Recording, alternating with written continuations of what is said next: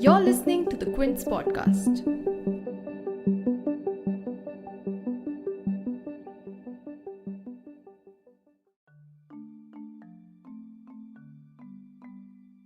The Aam Aadmi Party's victory parade has slid into another week of celebrations as the party won 4 out of the 5 wards on 3rd March in the Delhi Municipal Bypolls. The Congress secured the remaining 1 ward and the Bharatiya Janata Party drew a blank. Here is a snippet from Delhi Chief Minister and AAP National Convenor Arvind Kejriwal's victory speech earlier today. 24 घंटे जो सरकार अपने कर्मचारियों को सफाई कर्मचारियों को तनख्वाह नहीं दे सकती उसको तो एक भी दिन रहने का अधिकार नहीं। आज जनता ने भी कह दिया भाई ऐसी सरकार नहीं चाहिए जो 24 घंटे बस ना तनख्वाह देने को पैसे और 24 घंटे बस और पैसा। इसके अलावा तो 15 साल में लोगों ने एमसीडी में क्या देखा। The ruling party won from Kalyan, Puri and Trilokpuri in the East Municipal Corporations and Rohini-C and Shalimar Bagh in the North Delhi Municipal Corporations. And BJP's loss of the Shalimar Bagh seat came as a surprise to many since it is considered as a stronghold for the party. Now, for a party which has had an arguably lukewarm stance against political issues in the past, it has now achieved success beyond its home turf, in Goa and most recently in Gujarat as well, and also publicly stating aspirations to contest in Northeast, which does bring up the question on where AAP stands in terms of its ambition to become a national party. So in today's episode, we will break down AAP's win in the Delhi MCD elections, how worrying is AAP's win for the BJP, and can the AAP model of governance resonate across the country in the coming state elections it is planning to contest in? To discuss all this, in today's episode, we spoke to Aditya Menon, political editor at the Quint. You're tuned in to The Big Story, the podcast where we dissect the headline-making news for you, and I'm your host, Himmat.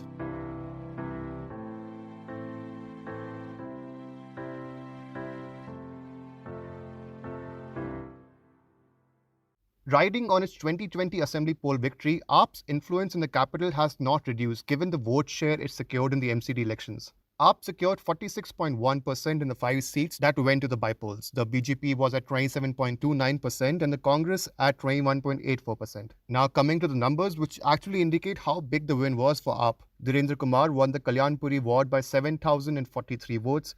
Vijay Kumar from Trilokpuri defeated BJP's Om Prakash by a margin of 4,986 votes. AAP Sunita Mishra defeated Surbhi Jaju of the BJP and Shalimar Bagh by 2,705 votes. And Ram Chander of AAP defeated BJP candidate Rakesh Goyal by 2,985 votes in the Rohini-C ward. And the victory in Rohini-C is significant since it fell under the constituency of senior BJP leader Vijendra Gupta, who is one of the few BJP candidates who actually won a seat in the 2020 polls. However, cutting through the victory parade, the loss of Chauhan Bangar ward to the Congress party is significant. Chauhan Bangar is a Muslim majority ward in northeast Delhi that witnessed communal violence in February 2020. Here is Aditya Menon, political editor for the Quint, on how significant is AAP's victory and what the loss of Chauhan Bangar signaled for the party. The results are quite significant for AAP because the party has been underperforming at the MCD level. Somehow they were unable to get their act together in the 2017 MCD polls. Winning these 4 seats is important, particularly the Shalimar Bagh seat, which was a BJP seat.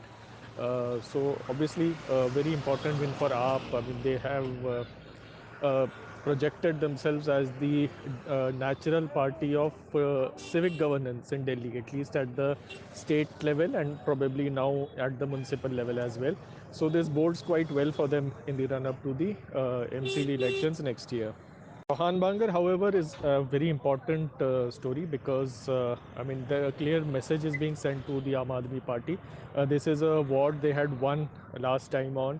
They had also done very well here in the assembly elections, but this time they've been reduced to just about 20% of the vote, with the Congress getting 70%. This is a Muslim majority ward, and that too in Northeast Delhi, which was hit by the violence last year. So clearly the Muslims of Chauhan Bangar have sent a message to the Aam Aadmi Party that they are not happy with the way it conducted itself during the violence.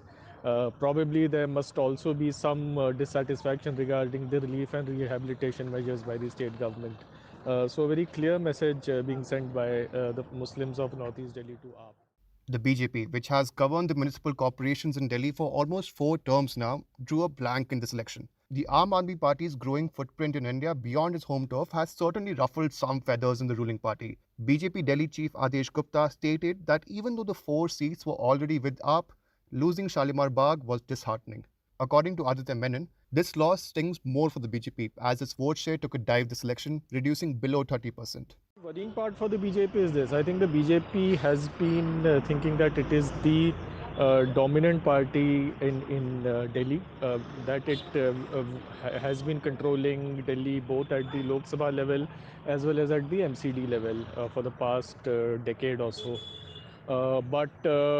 This election should come as a bit of a shock to the BJP, especially the fact that it was reduced below 30% of votes. I mean, even at its worst, the BJP has gotten 30 to 35% of the votes in Delhi.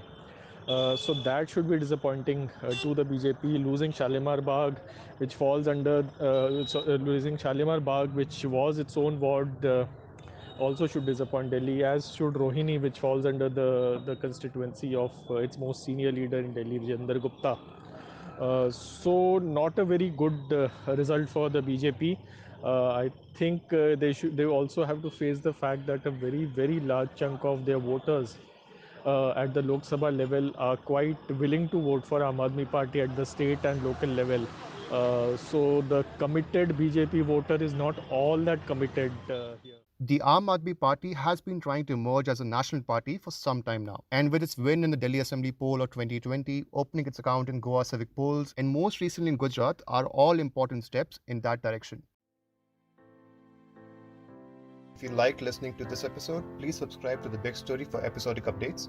We're available on Apple, Google Podcasts, Spotify, JioSaavn, and most of the other popular podcast streaming platforms. For other podcasts, please log on to the Quint website, and for any feedback, please shoot an email to podcast@thequint.com.